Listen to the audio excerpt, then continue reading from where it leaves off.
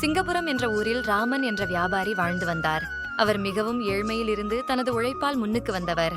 அவருடைய நண்பன் சந்திரன் என்பவன் தனது ஆடம்பரத்தால் தனது தந்தை சேகரித்து வைத்த பணத்தை இழந்து வறுமையில் வாழ்ந்து வந்தான். என்ன ராமா, எப்படி இருக்க? எனக்கு இப்பெல்லாம் உடம்பு முன்ன மாதிரி இல்ல. எனக்கு என் பையன் நினைச்சாதான் ரொம்ப கவலையா இருக்கு. இவங்க அம்மாவும் சின்ன வயசுலயே தவறிட்டா. இவன் வளர்ந்து வர வரைக்கும் நான் உயிரோட இருந்தா நல்லா இருக்கும். அதெல்லாம் உனக்கு ஒன்னும் ஆகாது, நீ கவலைப்படாதே நண்பா. எனக்கு கொஞ்சம் பணம் வேணும். உன்கிட்ட பணம் இருந்தா கொஞ்சம் கொடு, நான் உனக்கு திரும்ப கொடுத்து விடுகிறேன். அட, அதெல்லாம் இருக்கட்டும் நண்பா, இந்தா வச்சுக்கோ. இவ்வாறு சந்திரன் தனது நண்பனின் உதவியால் வாழ்ந்து வந்தான். நண்பா, எனக்கு உடல்நிலை ரொம்ப மோசமாகிவிட்டது. நான் ரொம்ப நாள் உயிரோடு இருக்க மாட்டேன் என மருத்துவர் கூறிவிட்டார். எனக்கு என் மகனை நினைத்தால்தான் ரொம்ப கவலையா இருக்கு.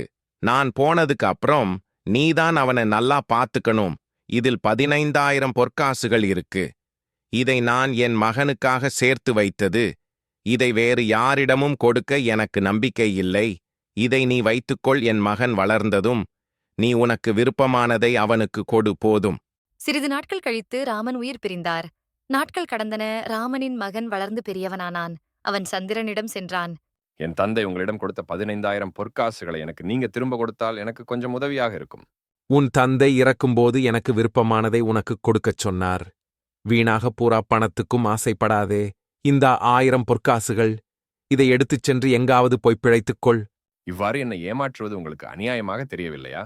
நான் முழு பணத்தையும் வைத்துக் கொள்ளவில்லையே. உன் தந்தை சொன்னபடி எனக்கு விருப்பமானதை தானே உனக்கு தருகிறேன். இதில் ஏமாற்ற என்ன உள்ளது?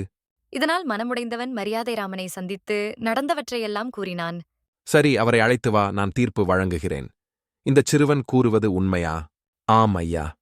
இவன் தந்தை என்னிடம் 15,000 பொற்காசுகள் கொடுத்து இவன் வளர்ந்து பெரியவனானதும் எனக்கு விருப்பமானதை சிறுவனுக்கு கொடுக்கச் சொன்னார்.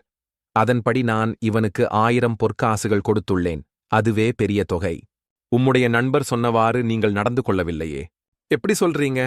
உங்கள் நண்பன் கொடுத்த 15,000 பொற்காசுகளில் நீங்கள் அவர் மகனுக்கு 1000 பொற்காசுகள் கொடுக்க நினைக்கிறீர்கள் அல்லவா? ஆம். மீதமுள்ள 14,000 பொற்காசுகளை நீங்கள் வைத்துக்கொள்ள விரும்புகிறீர் அல்லவா? ஆம்.